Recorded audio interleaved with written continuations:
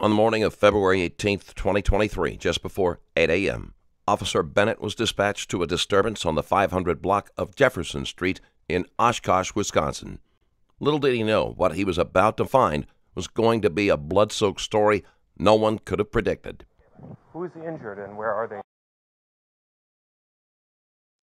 Where is the other person? She's right there.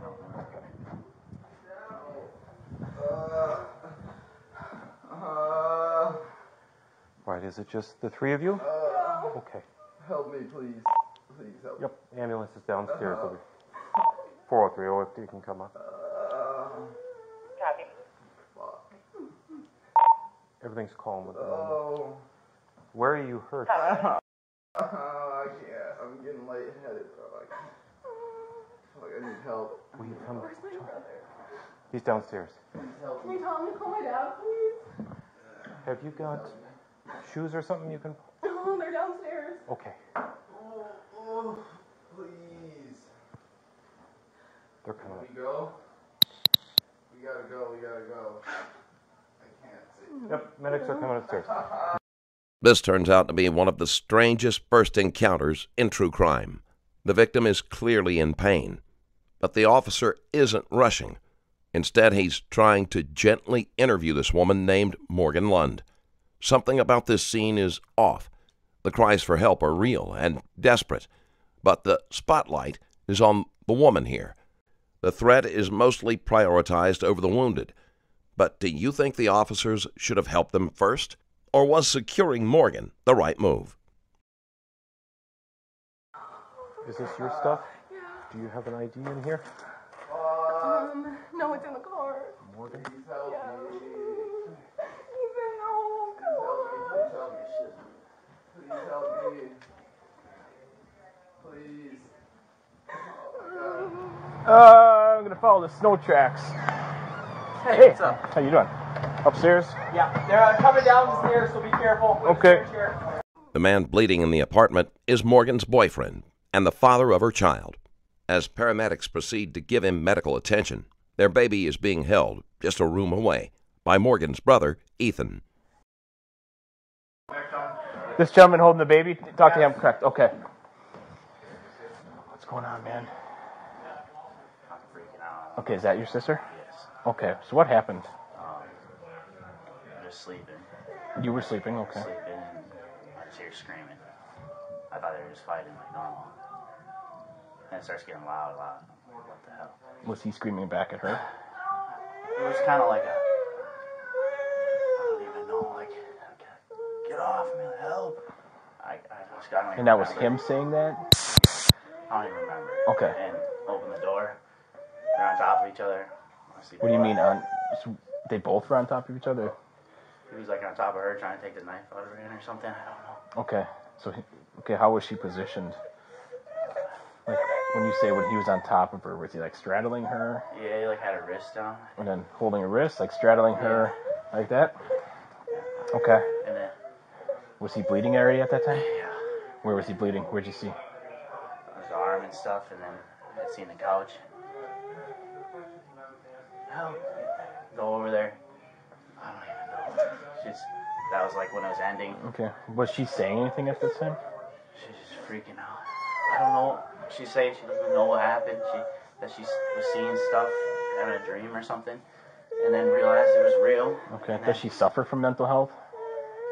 I think since she's had a kid, because That's their kid? yeah, and then It begs the question, could postpartum really unravel someone like this?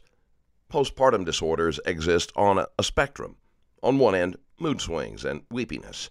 On the other, full-blown psychosis, delusions, hallucinations, and a detachment from reality so profound the people you love can become the people you fear. ran us, called the cops. Okay, so you think since she had a kid? Yeah, I mean, Okay. Does she do any drugs? no. Does she drink? I mean, Okay. she goes out with her friends. Okay, but no illegal drug use that you're aware of? No. Okay. And that's niece? Yep. Okay. And you live here with those two? No. Well, I stay here and at my dad's. Okay, so where do you get mail at? My dad's. Okay. It says, Mercy, sir. Hi. I'm trying to say hi, huh? So you were in here. You woke up to screaming. Okay. Were they both screaming? Yeah, both, yeah. Okay, and it was coming from the living room area. Yeah, right on the couch. Right on the couch. Came from that area. You walked out. Where did you stand then? Behind that Island? island. Okay, and Yeah, to the he right. was on top of her trying to take a knife or a sharp object out of her hand. Yeah, I don't even know if it was in her hand still or not. Okay, but he was bleeding already. Yeah, he was bleeding. All over. Okay. So I freaked out. Okay, and... Okay. As soon as he kind of got control or something. Okay. And then I didn't know exactly at first what was going on, so I'm like, Okay. maybe to call the cops. What needs to And go? then afterwards, she told you she doesn't know what happened or doesn't remember anything? Well, not that she doesn't remember, but it's like she's saying like she basically didn't have control of what she was doing or something. Okay. I'm not sure. I was calling you guys. Okay. Did she say it might have been a dream? Go back into that. Yeah. She's kind of saying like she was like as I'm calling you guys that she was like, dreaming or something, and then like seeing something in her head. I don't really know. And you... Aaron, is this his bedroom? That's where he stays. He doesn't live here, but he stays here. Yes. And you said that she might have some mental health issues since she's had a kid. Explain to that. Have you seen a change in behavior? I think just a bit of maybe postpartum depression, maybe, or just, But you've seen a change in change in personality? Maybe not a change in personality, but Sit there. she You're not getting me in those, are you? Okay. they got a lot of relationship problems. Okay. So Okay. So this fighting minus the actual injuries is not uncommon? no, So they argue a lot. yes, Are they physical a lot? no, No, just verbal arguments a lot. yeah. Okay. Girlfriend, boyfriend? Yes, and that's their kid. This is uncle. This is female's brother. He sometimes stays with them. He doesn't live here, doesn't get mail here. The house is clearly in chaos. You can hear it in the background. This moment shows you something raw. It's a scenario of familial paralysis, the kind that makes you ask, what just happened here? You can notice different officers are trying to piece the story together. So, but you did not see the actual cause of the injuries. No. Okay. And where does baby sleep? I mean, I She can. has her own room. Yep, I can probably figure it out, but okay. Here. Officer Roberts is now going to join the group outside, where Morgan is still talking to Officer Bennett. I just felt like my heart was beating really fast. I'm really scared. Stop, Who are you saying stop to? I got 5 of you on me. Where? Right back here. Did somebody start taking photos? The weapon is right here. Scissor. Yep. No. I gotta go with the victim. Is this gentleman holding the baby? Yes. Okay. Morgan, can you tell me a little bit more about... No. No?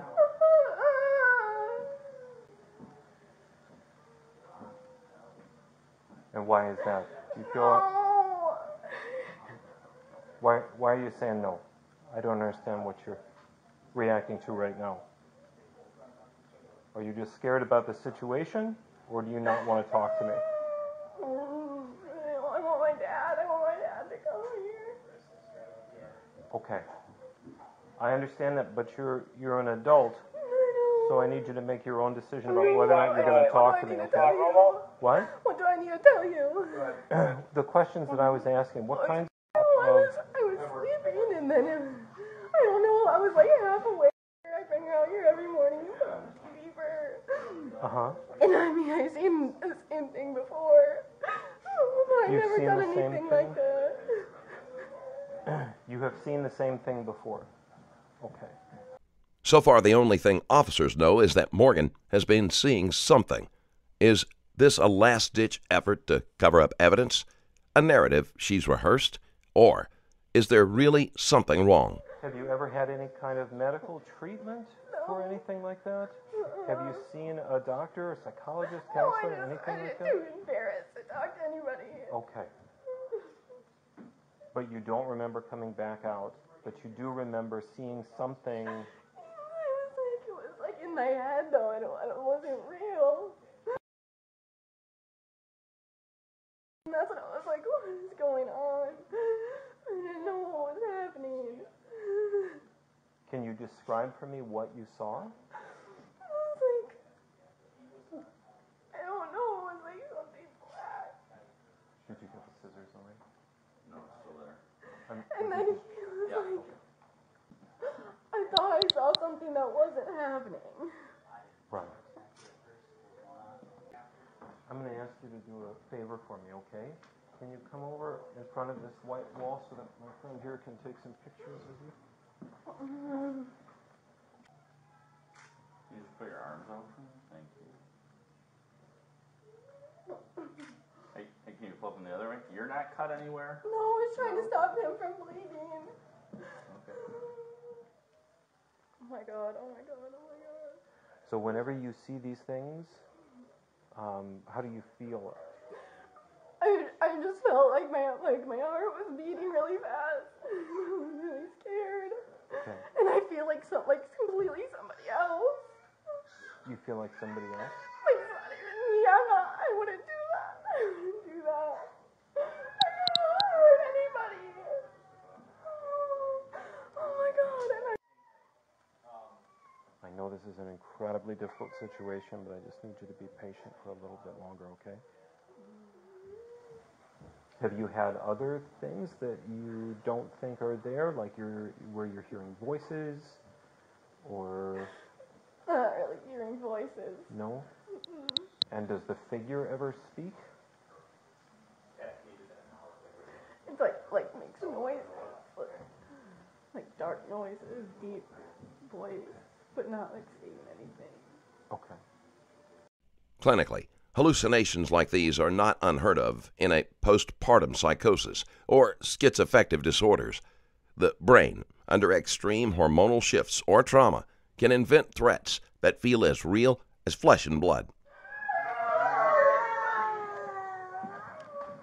Ethan, where are you going with it? Bringing her to my dad. Yeah, just can you just hang tight in the bedroom for me? Thank you.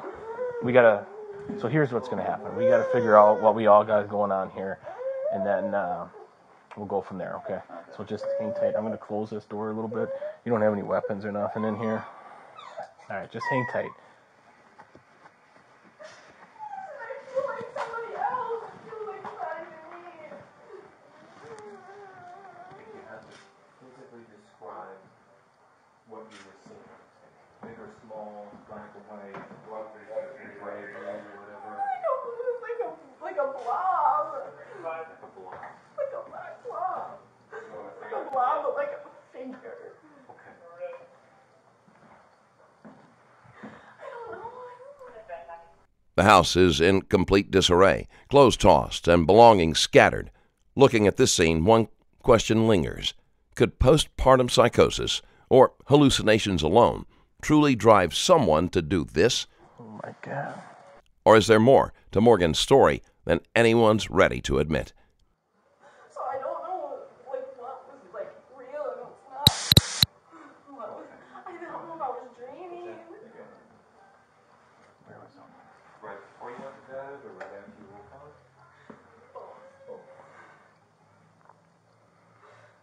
But it's I would never do that. I would never Right. do that to him. But it's usually that same sort of dark figure that you see? Yeah, but it's something in my head. It's not like, I don't know how to explain it. But when you see it, your heart beats really fast and you feel afraid. I just feel like something's taking over me. Like, I don't know. And now it's like everything's normal. And where did you get the scissors from? Do you remember? It was right next to him on the On the sofa? I don't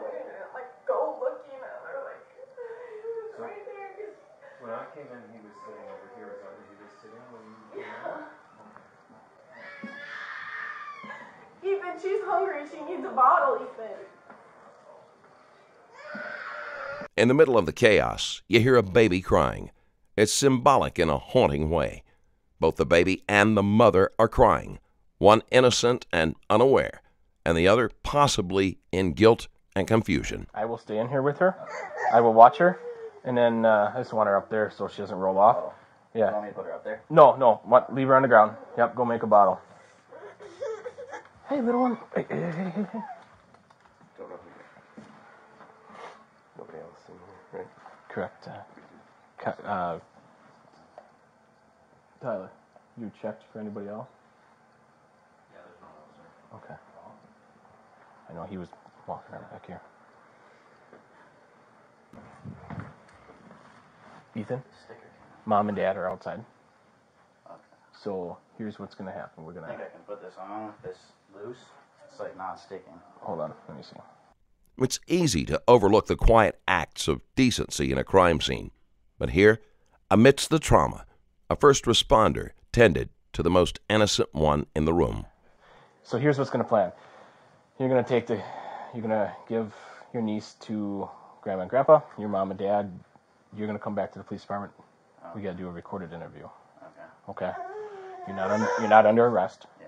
But we have to interview you in a recorded interview. Okay? Due to the nature of the crime. Basically like what we did. Yep. But recorded. So I took the verbal, but now it has to be recorded. Okay. Okay? Alright, so you're going to drive and meet me at the PD, okay? Just go, you know where the front lobby is? Yeah, it's the front entrance right off of Church there. Just pull in, I will meet you up there. I have your phone number, otherwise I'll call you. But please meet me there. I grabbed all the formula that I could find. There's 2 bottles. I'm sure you guys can kind of figure. It's been a while since I've had to use formula. Long time.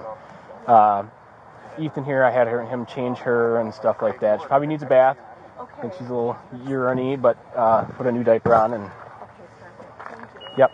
He's going to meet me at the police department. I have to do a recorded interview with him. He's not under arrest. Okay. But nature, he was present during this. Okay, all right. Chris, I'm going to go back and meet him. He's going to drive his own car to the PD. Why don't you take me? And then we can take you back. Okay.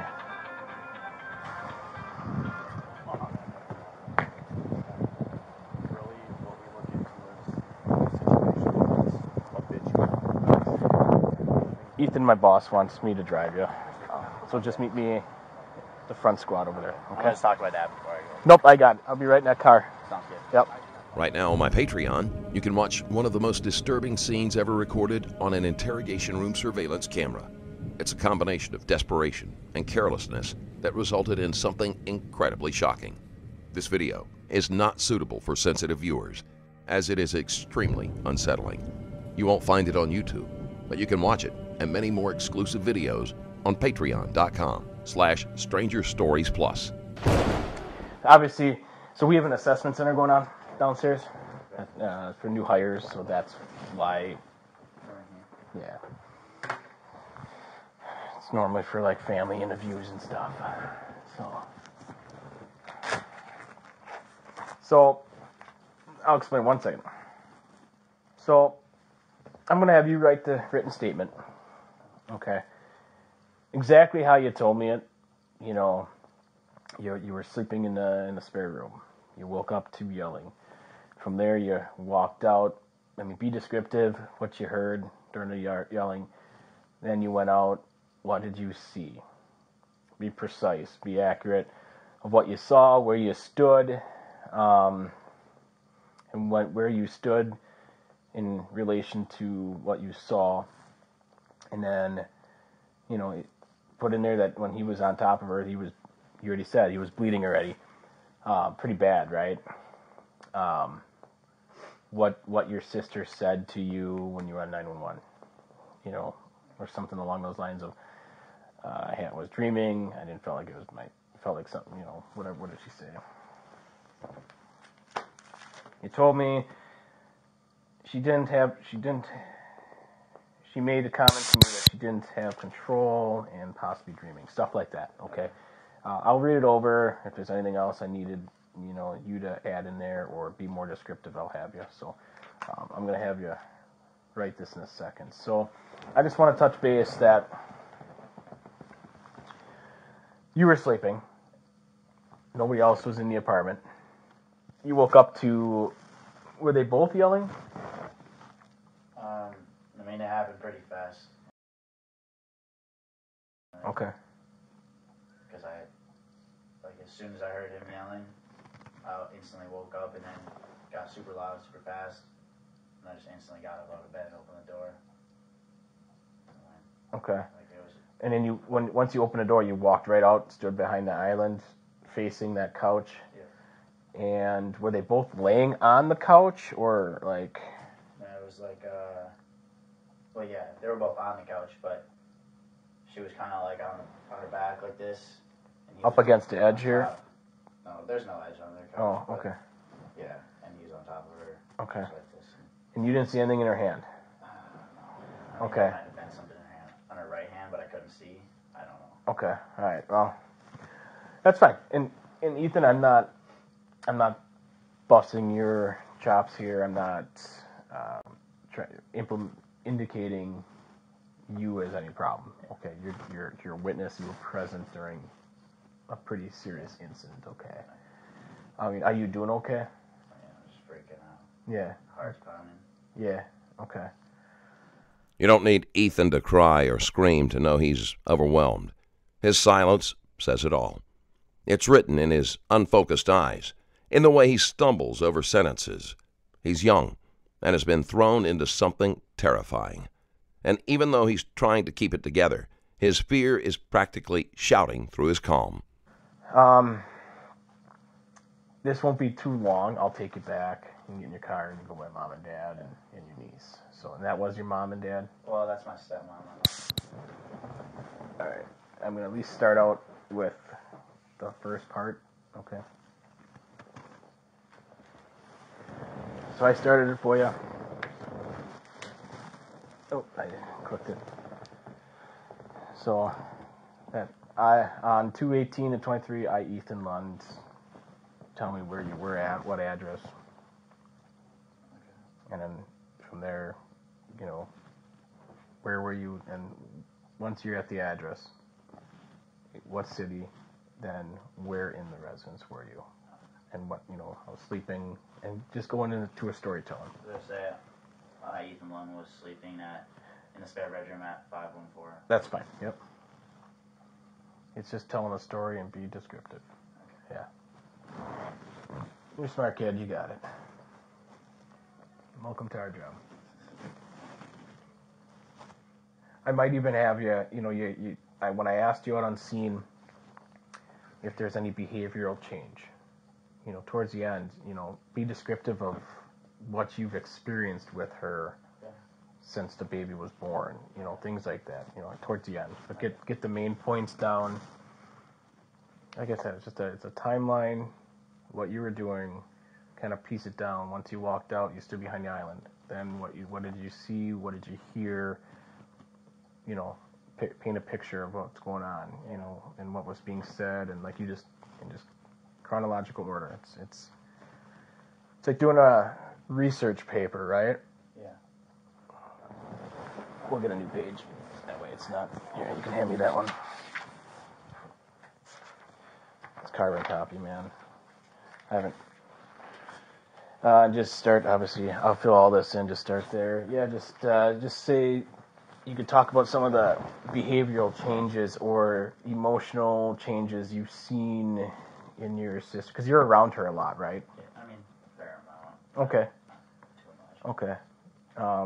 Yeah, just go into some of the things that you've seen, because you mentioned like postpartum. Yeah. Has that been mentioned with your dad and stepmom too? Yeah, I mean, she's talked about it a lot. I just don't think, I think my dad was trying to deal with it and didn't know exactly how to deal with it. Okay. Well, most guys don't. I mean, it's a form of depression. Yeah. But we don't get it because we're not, able to give birth. But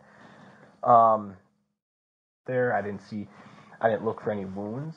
Yeah, I seen she had a lot of blood on her too, so I didn't know. Yeah, there's a lot of blood. Could have been wrestling or something. 19. That's how many times the scissors met Morgan's boyfriend's skin. 19 distinct wounds on his back, chest, face, and hands. This wasn't a momentary snap. It was sustained. Calculated or manic, either way, it was brutal. Again, it begs the question, what drove her to attack her boyfriend like that? Morgan and her boyfriend had been in a relationship for nearly 3 years before parting ways a couple of months prior to the incident. Despite their breakup, they continued living under the same roof, with him taking the couch while she kept the bedroom. According to his account, there was no argument, no confrontation the night before. But the next morning, he awoke to a nightmare. Morgan was attacking him with a pair of scissors. In the midst of the chaos, he managed to wrestle the weapon out of her hands. Dazed, Morgan claims she had been dreaming and didn't realize what was happening. At his request, she brought him a towel to stem the bleeding and then quietly uttered a line that would haunt the investigation. "I don't want to lose custody." Okay, so, but no time, and I want to be clear on this. Should I put that in here? Well, just hold on. I just want to be clear, Ethan. Like, I know it's your sister, and I just want to make sure that you're not giving me everything. And I'm not saying you're not. Okay, I want to be clear.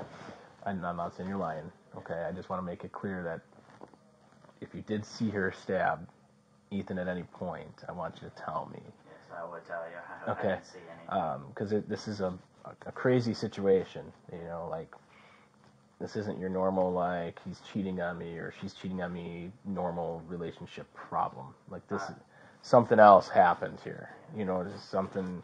If I would have seen her stabbing him, I would have ripped her off of him. Okay. I didn't see her stabbing. Okay, cool. All right. Let me take a look. I just want to make that clear, and I want you to understand that I'm not saying you're lying. Okay. I got to ask these questions. You know. So when you asked them to call 911, you went out. You went outside, right? Yeah, Or at least. outside. Did you go all the way outside, or just? Yeah, I was standing outside the first time. When I came out, it was like I stepped outside of the room, and he was on top of her, and then she stood up, and I'm like, "You need me to call 911. You need me to call 911." Freaking out, go outside, stand outside, I get down 911, come back upstairs. I go back outside, get dressed, go back outside again, talking to the girl, wait for the officer to come. As I was walking to the house, the officer's like, "Tell her to get a towel." I'm like, "You gotta put a towel on his arm," or whatever it was. And I'm standing outside until the officer comes. Okay. All right. Hang tight. I got to figure out where our detectives came in. Let's see what their wishes are. Okay. We got one up at the hospital and then one here with your sister. If the detective doesn't need to speak to you right now, and gives me the okay to take you back to get your car, that's what we'll do. Okay. I was told to come up here because of the assessment center. Okay. And you got a statement from him? Yeah. Yep. And it's here where things begin to shift from emergency response to investigation. Because soon, someone's story is going to be questioned, and someone's version might not hold up. Any issue? Your sister, like fighting, arguing, anything? Just arguing. When was that? Just every once in a while, just random arguments. Okay. Just normal relationship stuff? Yeah. Or anything like yesterday, this morning, No. last night? I don't know about anything leading up to it. I've been in Florida. I came home When did you get home? Wednesday night. Wednesday. Okay. So when did you get home last night then? 11:20. Okay. So you guys all kind of came home around the same time? Yeah, but I never saw him. Okay. They in their bedroom? Or Yeah. Well, I'm pretty sure he's sleeping on the couch. But I'm not sure. do you know why he's sleeping on the couch? Or? Just because they're arguing, I'm guessing. Okay. So they're arguing a lot then, or? I don't know. I think they're just breaking up or something. But they only argue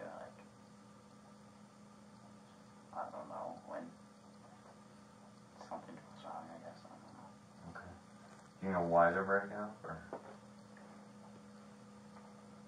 I don't think she feels like he's treating her like right.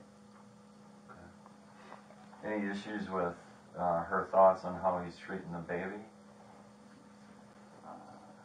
Not that I know of. Okay. The immediate reaction was to blame the unthinkable on the invisible, which is postpartum psychosis. And yes, it's real, terrifying, and often undiagnosed. But is that the whole story here? Because when we dig deeper, the cracks in Morgan and her boyfriend's relationship go back far before the baby. He had mentioned it several times before that Morgan had been abusive, and their arguments were a daily routine. In fact, threats were common too. They were never about killing him or attacking him this way, but emotional warfare was routine. So you talk about her postpartum, possibly, or that's what you're seeing. When did you start seeing this? Probably ever since I came home from Canada. Seems different, getting emotional, talking about it. She's brought it up, not just to me, but my family. So was she talking about that before the baby was born, or while she was pregnant, or? No. I never really seen her when she was pregnant, but Okay. no, not that I know of. So after the baby was born, what was she talking about? Just whenever we'd be hanging out or whatever, me, her, and her boyfriend, and like if she would get sad or something, she would bring it up, and didn't know how to deal with it. We didn't know, if she's just saying this or what, but and she definitely started acting way different. Can you kind of explain what that acting was, or? Just like maybe her mood overall and how she's going about her day, and not being as active, and just really showing her emotions, I guess. So, and I don't want to put words in your mouth, I'm just trying to figure out what you're saying. Like, is she kind of a flat effect, or is she really emotional, or what is it that you're seeing? It's like she'll be crying out of the blue or something, or yelling, which is just stuff I've never seen. So, kind of out of nowhere, she just start crying, or angry, emotional. And so she's discussed postpartum. Has she gone to the doctor for it? Or? I am not sure if she's ever gone to a doctor, but she's told me and my family members about it. Okay. Has she talked about seeing images or things or anything? I don't think so. No. Just today, she was saying she was seeing something. I'd heard her when I was in the spare bedroom after all the cops and stuff. I heard her talking to one of the cops saying she seen. Have you seen or heard them talk about breaking up, or what that status is? Or? Yeah, I mean, they're definitely breaking up. Like, I think their lease is up in, I want to say, June 1st maybe, and then both trying to get their own apartment, I think. Okay, so they've basically broken up, Yeah. but they're together at that house because... It's like co-parenting right now or something. Okay. And how long has that been going on? That they've basically broken up and decided they're going their separate ways? I mean, it's hard to tell because they're so on and off, but I'd say definitely a solid month that they've been distant. Like, Okay. Kind of more roommates than boyfriend and girlfriend. As the conversation winds down, the detective takes a moment to clarify the road ahead. What's going to happen next? And more importantly, what isn't happening? Ethan's not under arrest, and he's not in trouble. It's a procedural briefing, but it serves another purpose too. That is reassurance. After all, when you've just lived through a horror show in your own home, the last thing you need is legal ambiguity piling on the trauma. I'm going to be talking to your sister. I've been with her. She's okay. She talked to your dad. Your dad's actually going to come down and sit with us. okay. He should be here maybe in 10 minutes or so. You are free to go. However, the house is kind of off limits for a while. Okay. So we have it locked down. I'm going to have to get a search warrant and just process the scene, and then we'll get you back in there later today. It's just a time thing for us, so it's going to take us some time to do that. Wasn't too hard, was it? No. I could tell you're shaken. This isn't. I mean, he's got more. He's more experienced one. He's got more years on and more experience with the interviews and stuff like that. I mean, that's why he's there. But it's not my first time either. I can tell, young kid, you're a little rattled. It's involving family, people that you care about. Okay, so I don't know. Like he said, he's gonna go talk to Morgan some more. I don't know the outcome. I don't know. That's gonna be his decision. Yeah. Detective Artis. That's it. So, and then, like I said, the house is locked down. Can't go in it. Can't get anything. So, we're not going to grab anything for you. The house sits as is. Okay. So when I take you back in your car, go home. Okay. If you need anything from us, give us a call. If you need to talk to one of us, for any reason, stuff that you saw today, kind of traumatic, right? Or treat it as a serious hockey incident. I'm sure you've seen some blood in hockey, right? Not that much, so. No, probably not that much, but you've seen some. Head split open, teeth knocked out. Think of it as something like that. But but if you need somebody to talk to, there are services provided. You can give me a call. I'll give you my card. I've seen it all. Been here for 15 years, so if you need somebody to talk to, how to process this, or how to just process it and get through this, give me a call. Okay, so that's my card. Anything else? Make sure you don't bottle stuff in. Are you close with your stepmom? Not really. No, you don't get along? I mean, we get along, but... Okay, just not close. No. Alright, well, maybe use her. Close with your mom still? Yeah. Okay. She doesn't even know, I don't think, so... Well... Call her. Does your dad have any communication with your... No, they don't really talk. Okay. They probably will now, in reference to this. I think that would be the ideal thing. But talk with her. Don't bottle what you saw in, because it'll eat you up. Okay. Words like talk to someone or take care of yourself might seem small, but in the aftermath of trauma, they're grounding. The officer's final words are personal, and in a way, that might be the most important part of the entire exchange. Baseball is baseball. It's not as grueling, but it's a great game, though, by the way. But no, hockey guys, man, they play for the love of it, man. That's no doubt. So,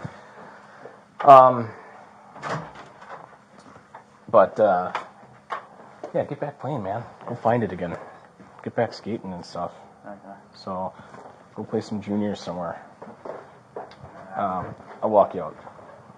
Now it's Morgan's turn, and from the start, she's walking a tightrope. She admits she's been in trouble before, but this is different. So Morgan, because you're here at the police department, I have to read you your rights, okay?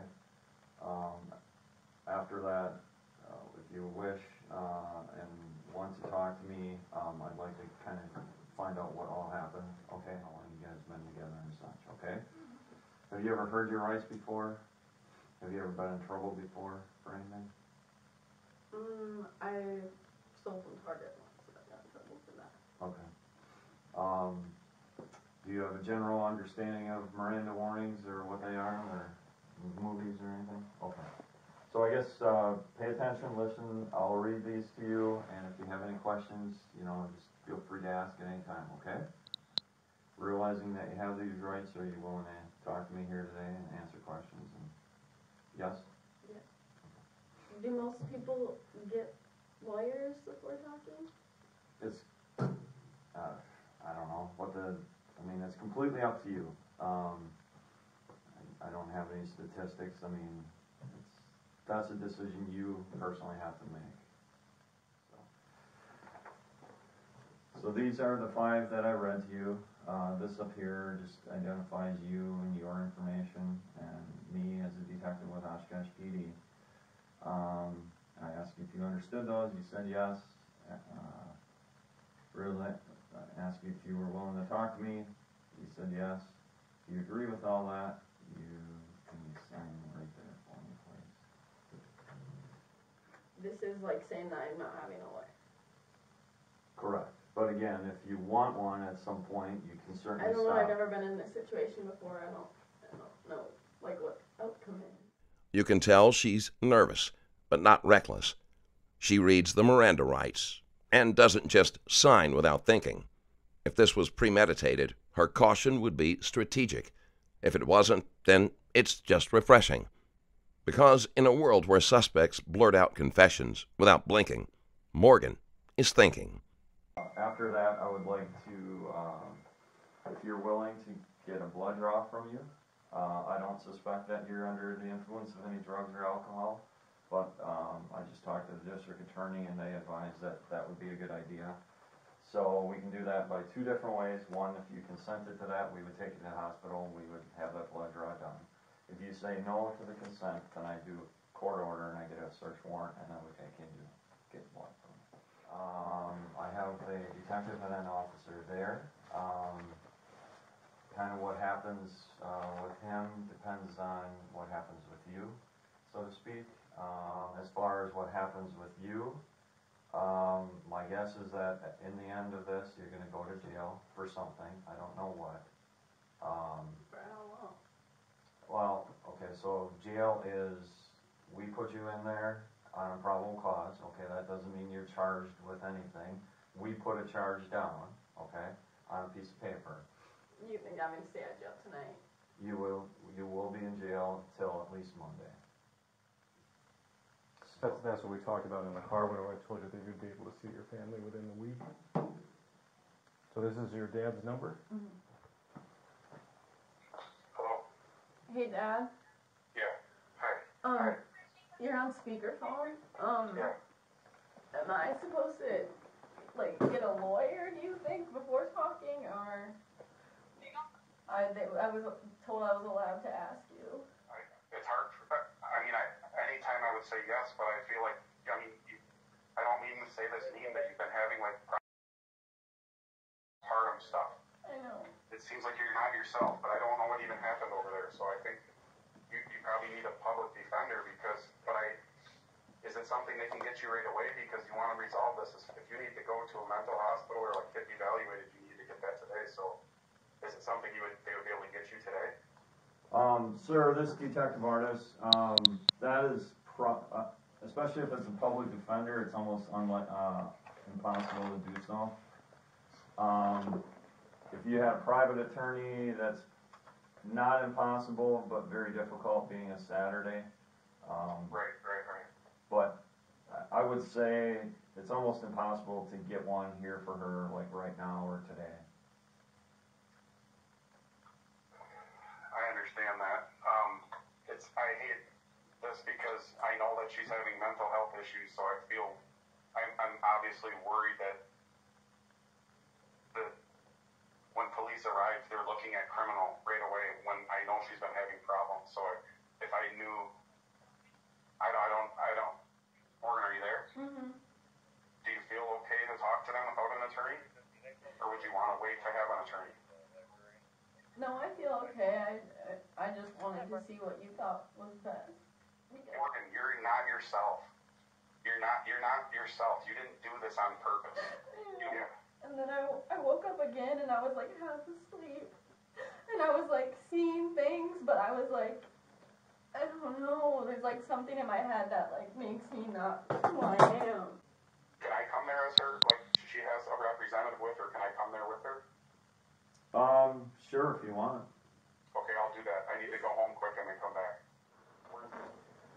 So as soon as your dad gets here, he'll come up to the front desk and then I'll go out and get him.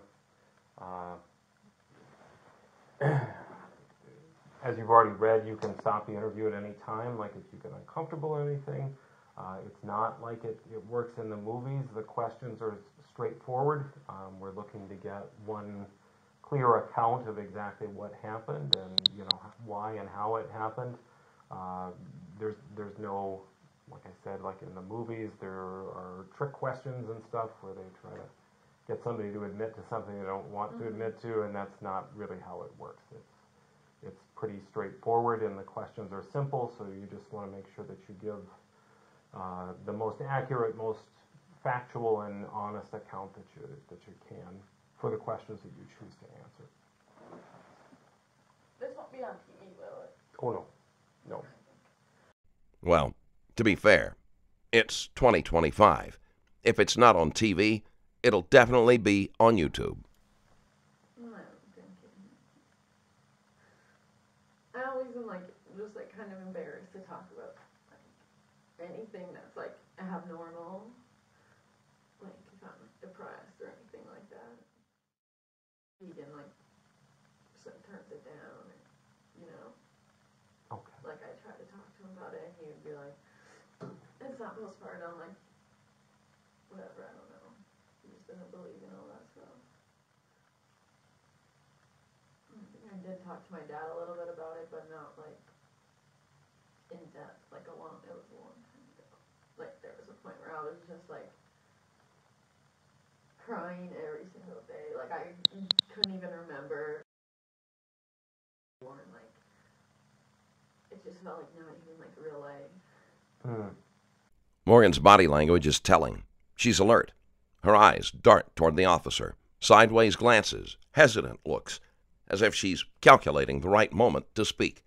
It's the kind of micro behavior that suggests anxiety, but also awareness. Am I allowed to hit my baby?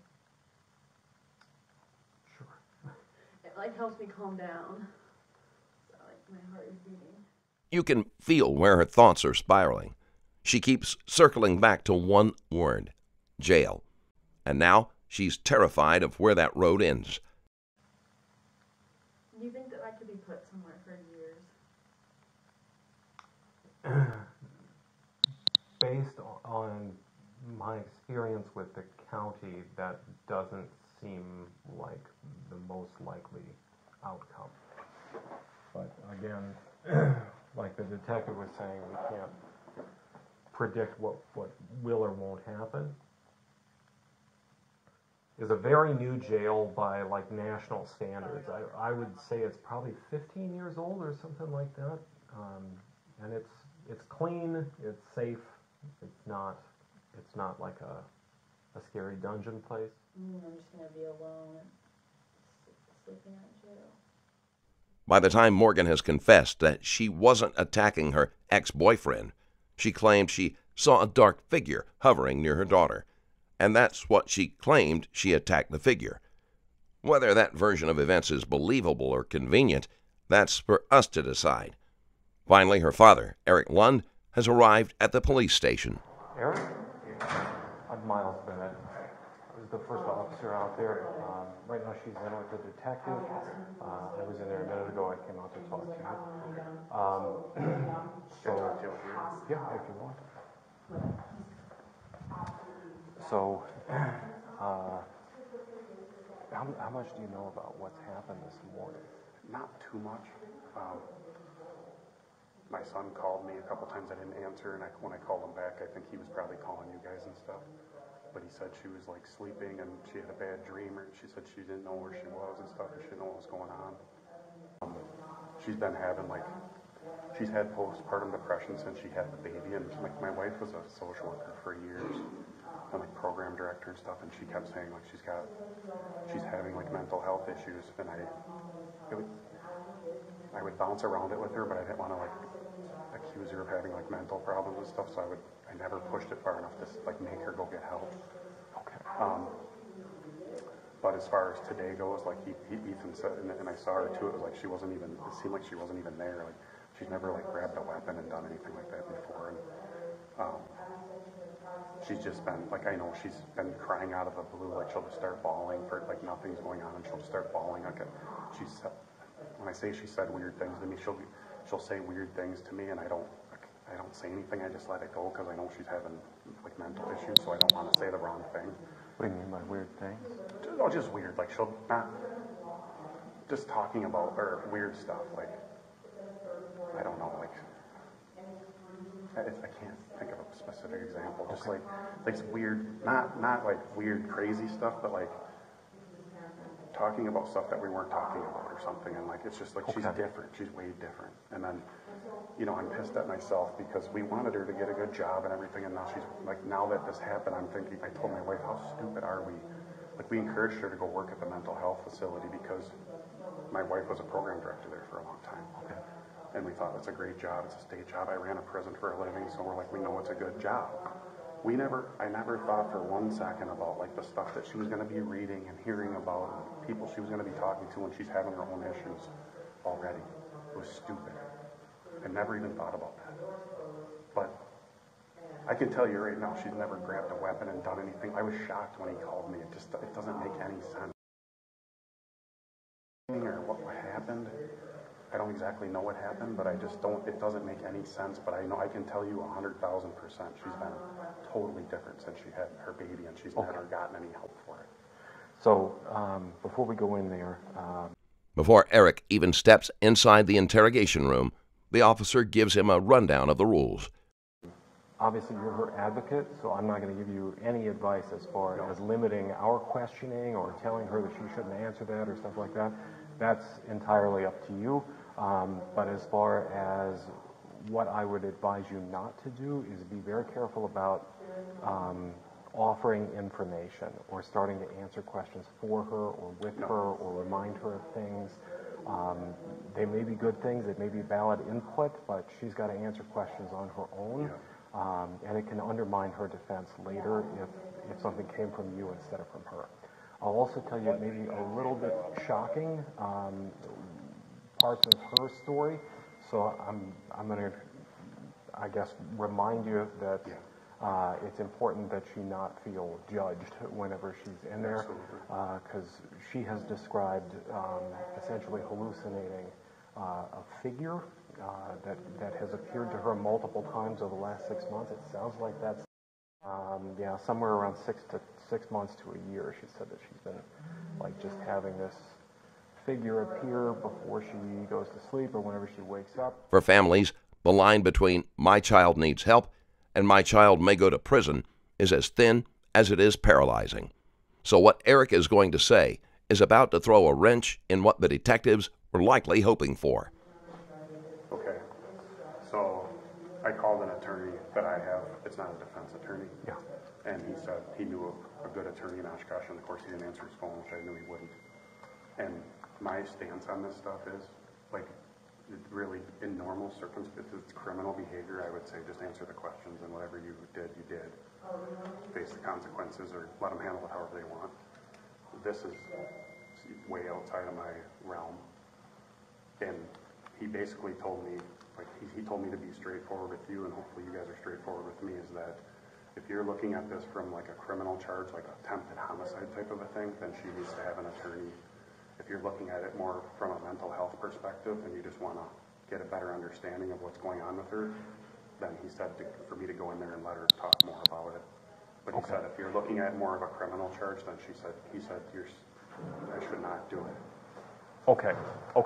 I'll let you. He said, some police will tell you the truth and some won't. So, I understand your scenario too. I understand. Well, the reality is that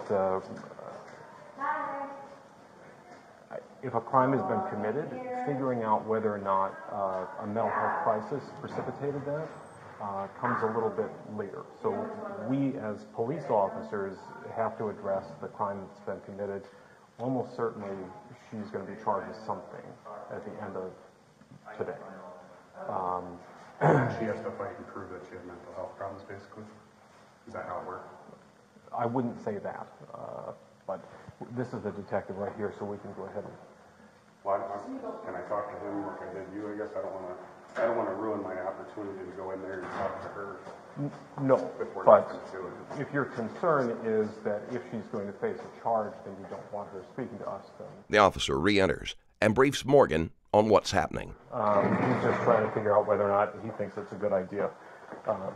I guess he's gotten a hold of an attorney through another attorney he knows, who gave him some kind of just general advice. So he's right now talking to the detective and figuring out, what advice to give you, I guess. A few quiet moments pass. Then she's called out of the room. You want to come with Dad? You'd think this story ends with a murder, but it doesn't. Despite the brutal stabbing, Morgan's ex-boyfriend survived. His injuries were treated, and he lived. Morgan entered a plea of not guilty, and also not guilty by reason of mental disease or defect. The court ultimately sentenced her to 7.5 years in prison for attempted first-degree intentional homicide. In addition, she received 5 years of extended supervision for an aggravated battery charge and another 5 years of probation tied to second-degree recklessly endangering safety. Thank you for watching. If you like this type of content and want to support the channel, there is a Patreon link in the description below. You'll be able to watch videos with 0 ads and some that are too controversial for YouTube, and you'll be supporting the channel at the same time. Thanks again for sticking around, and I'll see you in the next video.